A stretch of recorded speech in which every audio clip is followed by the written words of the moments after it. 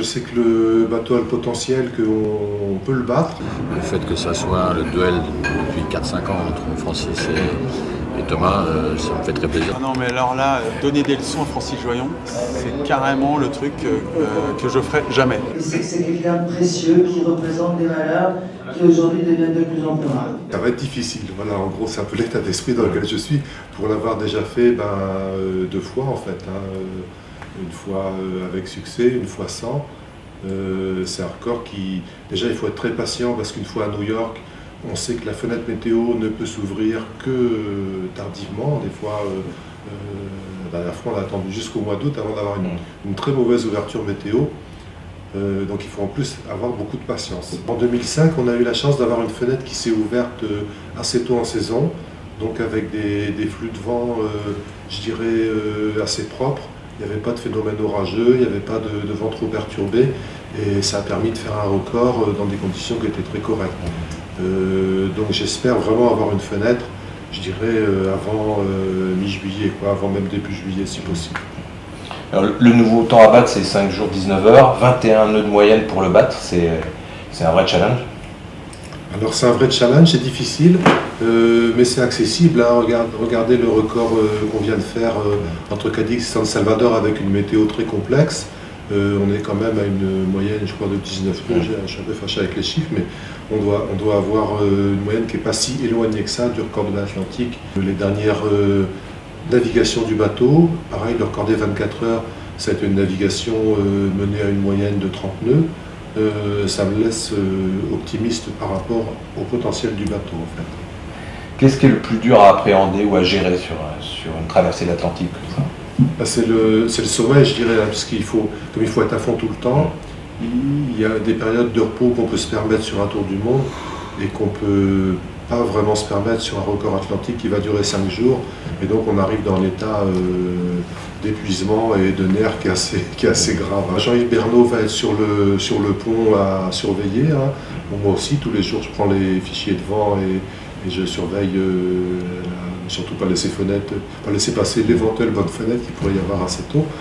Et donc je vais essayer d'avoir le bateau bien prêt à New York, et puis je rentrerai en Bretagne prêt à bondir tous les jours pour le rejoindre en fait. C'est une belle occasion de fêter les 10 ans déjà de partenariat avec le groupe IDEC. Donc là, tu as un objectif, c'est de réussir obligatoirement pour offrir ça en cadeau à Patrice. Un petit cadeau des 10 ans, ce serait sympa. Oui. Nouvelle tentative sur l'Atlantique avec Francis, vous l'avez déjà gagné ce record de l'Atlantique en 2005. Quels sont les objectifs nouveaux ou la motivation nouvelle pour repartir cette année? Alors, faut remettre un peu au bon endroit et dans l'ordre des choses. Moi, j'ai rien gagné, le groupe n'a rien gagné. C'est Francis qui a battu ce record à l'époque. Donc, nouvelle tentative de Francis. Pour nous, c'est que du plaisir, c'est clair. Que Francis ose le retenter après la dernière tentative, c'est assez fort. Donc ça nous va plutôt bien. On est derrière lui. Il reprend le courage, il y retourne, donc c'est vraiment super. Quel souvenir vous gardez de la belle victoire de 2005? C'est vrai que j'ai un souvenir qui est contrasté. Magnifique record.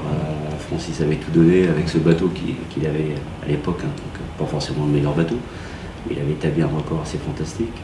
Bon, à la fin, on l'a plutôt mal vécu, mais quelque part, c'était quand même aussi un moment très important. Et là, ça dépasse un peu le cadre sportif, ça dépasse de la relation de personne avec Francis. Et il y a des choses qu'on a vécues tous les deux sur un rocher, malheureusement, mais qui ont été assez fortes et qui m'ont marqué. Et c'est peut-être aussi une des raisons pour lesquelles je suis encore aujourd'hui avec lui.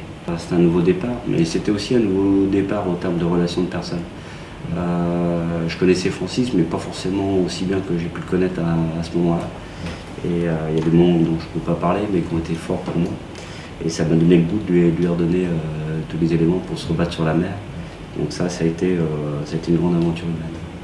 Alors, si Francis le bat, ce record de l'Atlantique, il va faire ce qu'on appelle le Grand Chelem, qui n'existe pas encore aujourd'hui dans le monde de la voile, puisque personne n'a encore jamais battu ces 3 grands records que sont le Tour du monde, l'Atlantique et les 24 heures. C'est ça qui vous a aussi un peu motivé? C'est un enjeu, c'est une histoire, donc ça reste dans l'histoire. Ce serait une date retenue, connue par beaucoup de monde, au moins par ses pairs. Donc ça c'est encourageant, c'est un défi. Le Grand Chelem c'est plus qu'un symbole, hein, c'est beaucoup de choses. Il y a 10 ans, vous imaginiez que vous en seriez là aujourd'hui? Non. Continuez. Non. Il y a 10 ans, on a fait un record, et vous l'avez vécu à nos côtés, on a fait un record magique qui était le premier record du Tour du Monde, et on découvrait à la fois Francis, on découvrait le monde nautique, parce qu'on n'était pas du tout dans ce monde-là. On n'imaginait pas d'ailleurs toutes les conséquences. Comme je vous l'ai souligné, après il y a la relation de personnes. En 10 ans, on était gâtés, on était plus que gâtés. On est dans une aventure qui n'est plus du partenariat ou afficher des marques. Moi, je ne suis pas une marque en public, donc j'ai aucun intérêt. Non, c'est l'aventure de dépassement de personnes. J'aime bien le sport. J'aime bien la personnalité de Francis. Les deux réunis, c'est plutôt favorable. C'est une belle image pour notre groupe. Je le dis souvent, c'est notre porte-drapeau, c'est notre queue de lézard. Donc ça, c'est plutôt intéressant. J'ai été gâté. En 10 ans, j'ai été plus que gâté. Quelle place à la voile justement par rapport aux autres sports sur lesquels vous êtes j'allais dire dans nos cœurs. Financièrement, c'est d'autres valeurs, mais au moins dans nos cœurs, c'est le premier sport. C'est le premier sport où on s'engage autant sur la personne. C'est évident. On est dans un cadre complètement atypique. Après, on peut mettre le foot, on peut mettre la voiture. C'est d'autres valeurs, c'est passionnant, mais il n'y a pas ce facteur humain qui peut exister sur ce sport. C'est un sport nature, un sport d'homme, seul. Je connais aucune aventure sportive qui rassemble toutes ces valeurs-là. J'adore la tournure que prend ce record, parce qu'on savait quand on l'a lancé que le niveau allait monter, les machines allaient progresser, les hommes aussi, et le fait que ça soit le duel depuis 4-5 ans entre Francis et Thomas, ça me fait très plaisir, c'est des gens qu'on apprécie. Donc, je pense qu'ils vont monter la barre encore plus haut, et après eux, il y en aura d'autres. Quel souvenir vous avez de 87, justement, ce premier, parce qu'en plus, c'était le premier record en solitaire? Oui, parce que je pensais qu'à un moment donné, le côté mythique du record de Charlie Barr, qui a mis 75 ans à être battu en équipage, par Tabarly d'ailleurs, on se souvient. Un jour, il serait battu en solo, donc l'idée était simple, c'est pour ça que je l'ai tenté. J'ai eu la chance de réussir.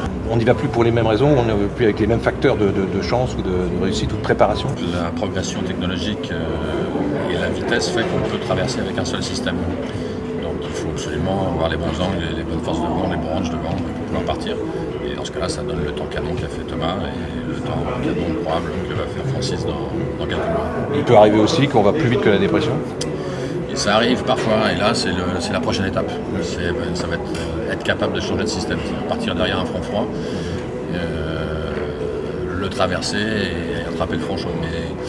Mais c'est pas évident parce que par définition, derrière le front froid, c'est une mer 15 bateaux. Donc il faut avoir les nerfs solides et un bateau extrêmement solide. À titre personnel, ça vous excite d'y retourner? Ça m'exciterait en équipage, oui, et en solo, oui, mais je pense pas que ce soit très raisonnable, mais c'est probablement le seul parcours sur lequel mon catamaran géant il peut être mené en solo. En fait, j'avais fait quelques jours d'entraînement à bord, mais dans la perspective de la route du Rhum, ça ne m'a pas paru suffisamment raisonnable, puisqu'il y a beaucoup de systèmes météo qu'il faut traverser. Mais en revanche, sur le record d'Atlantique, sur 4 jours, avec les ranges de vent constants à 90% du potentiel, ça pourrait le faire. Non, est-ce que je suis encore en état physique de le faire avant d'y aller, je testerai quand même. Alors vous qui l'avez fait déjà justement 2 fois en solitaire, à quelle principale difficulté Francis va être confronté? Toutes celles qu'il connaît bien, comme les autres. Préparation du bateau, j'ai pas de souci. Analyse météo, il connaît très bien et je pense qu'il va se faire conseiller quand même parce que c'est extrêmement fin. Il sera avec Jean-Yves Pernaut. Avec Jean-Yves, c'est parfait. Voilà. Donc ils vont certainement pas faire d'erreur de timing. La manœuvre de son bateau, il le connaît par cœur. Donc le potentiel aussi, il connaît même la limite, puisqu'il a été parfois au-delà de la limite. Donc je pense que la difficulté, c'est celle inhérente à tous ces records de très très haut niveau, puisqu'on se rapproche de la limite de son bateau, en attendant une prochaine génération éventuellement. Donc jusqu'où il va pouvoir pousser les feux sans aller trop loin. Ça, il sait plutôt bien faire. Thomas Coville, vous êtes le détenteur du record d'Atlantique en solitaire, donc c'est à vous qu'on pose légitimement la question. À quoi, même s'il connaît la route, Francis, à quoi doit s'attendre Francis quand il va essayer de reprendre votre record? C'est bien légitime puisque vous l'avez piqué. Ah non, mais alors là, donner des leçons à Francis Joyon, c'est carrément le truc que je ferai jamais. Pas de leçons, mais c'est quoi les difficultés du record de l'Atlantique en gros? Les difficultés du record de l'Atlantique, c'est plus facile pour moi de répondre à la question que de donner une feuille de route à Francis Joyon, qui est quand même ma référence sur tout ce que j'ai entrepris en solitaire depuis quelques années. L'Atlantique Nord, c'est l'attente compliquée de New York, elle fait partie du jeu. C'est une ville difficile, c'est un départ capricieux où il faut vraiment pas se tromper parce que c'est la période jusque, je dirais, au banc de Nantucket et même jusque Cap Race, où on peut manger son pain blanc et donc on peut aller très vite sur la mer plate avec en avant d'une dépression, et pour autant les orages, et Francis en a fait les frais la dernière fois en Chaviran. En 2011. C'est un endroit compliqué à gérer où tout de suite il faut être dans le rouge.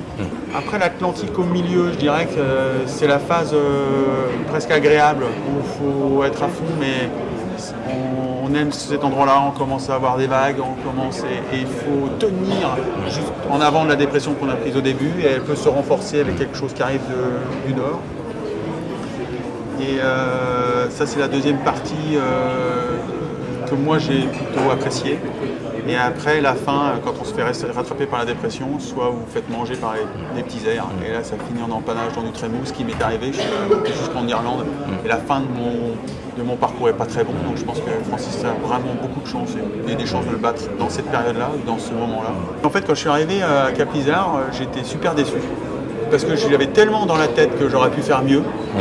Parce qu'il y a eu plein de moments où il y avait eu des blancs et l'empannage de la fin était laborieux, difficile, et que finalement j'étais pas content de mon temps. J'avais battu le record, donc j'aurais pu juste être content de ça, mais en fait j'avais vraiment la sensation que j'avais pas été très bon ou qu'on n'avait pas choisi le bon créneau.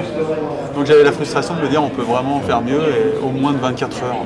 Il va partir pour essayer de reprendre votre record d'Atlantique. Ouais. Vous, cet hiver, vous allez partir pour essayer de reprendre son... Ça vous amuse ce petit jeu, ce petit mano à mano là depuis des années? Ouais, je sais pas si c'est le mot amusé, mais en tous les cas c'est hyper important quand on est dans notre position à l'un comme à l'autre, je crois, d'avoir un référent, d'avoir une compétition, même avec un temps interposé, mais d'avoir effectivement d'avoir cet esprit de compétition entre nous pour créer l'émulation, pour créer le respect, pour créer aussi l'envie d'y retourner. Finalement, l'adversaire, c'est aussi le meilleur baromètre, votre meilleure échelle de valeur. Et pour moi, en tous les cas, quelle meilleure échelle de valeur que d'avoir Francis Joyon en face. Donc c'est vraiment comme ça que j'ai besoin de Francis pour exister, pour être dans cette attitude aujourd'hui par rapport à un record, ou par rapport à une compétition qu'on se lit depuis quelques années, ouais, ça c'est sûr. Florence Artaud, puisque Florence Artaud est parmi nous, elle a fait le déplacement de Marseille.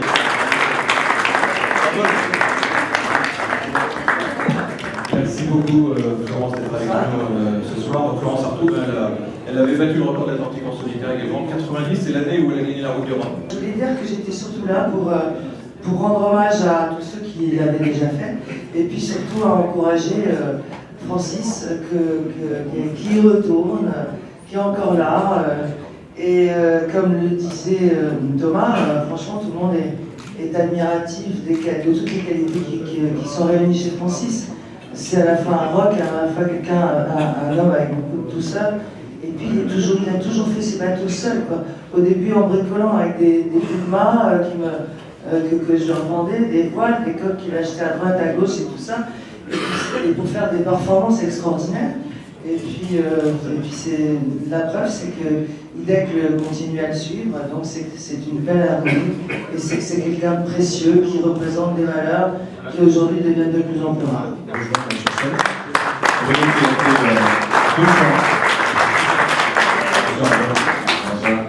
Bruno Buron, il a été le premier en 87, il va nous raconter cette histoire-là. Après, son record a été repris justement par Florence en 90. Et tu l'as repris en 92 avant que Laurent Bourgnon te le fasse à son tour. Donc, qu'est-ce qui t'a appris en 87 de partir sur l'Atlantique? J'étais passionné par cette histoire un peu mythique du record d'Atlantique, quand il Francis, Charlie Ward, 1905, 75 ans invaincu. Et c'est parti comme ça. Ça ne s'est pas terminé comme dans les livres, puisque je suis arrivé malheureusement asphyxié la dernière nuit par le gaz, enfin une espèce de connerie que je n'ai pas pu bien gérer. Et je me suis échoué sur le nord de Land's End en Angleterre, tout seul, en étant endormi. Et il y a eu un miracle. J'ai réussi à pousser le bateau dans les rochers, refaire des bords, recouper la ligne. Perdu beaucoup de temps, mais c'est passé sous le temps de Charlie Bell. Donc l'histoire a été lancée, on peut dire, mais j'étais tout à fait conscient que les années qui allaient venir, ça allait justement permettre aux nouveaux talents et à la technologie de monter la barre plus haut. C'est ce qui s'est passé. Donc Florence, forcément, m'a mis une baffe 2 ans après. Comme je suis très vexé, j'y retourne, avec ton ancienne grand voile en plus, avec un peu de puissance. Donc j'ai eu beaucoup de chance de passer ce jour-là. Et après, c'était la marche et grimper. Et j'aime bien ça.